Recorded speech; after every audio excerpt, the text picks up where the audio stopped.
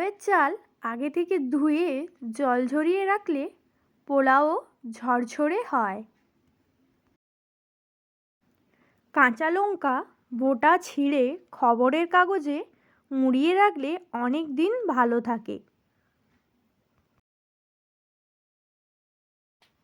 কোনো তরকারিতে নুন বেশি হলে আলু কিংবা লেবুর রস দিয়েই তা ম্যানেজ করে নেওয়া যায়। সব দিন যে একরকম রান্না হবে তা নয়, তাই কোনো দিন ভুল করে বেশি হলুদ পড়ে যেতেই পারে। রান্না থেকে যাতে বেশি হলুদের গন্ধ না বের হয় সেই কারণেই ব্যবহার করতে পারেন এই টোটকা। অতিরিক্ত জল না ঢেলে তাতে একটা খুন্তি আগুনে গরম করে তরকারিতে নেড়ে নিন, হলুদের গন্ধ একদম চলে যাবে।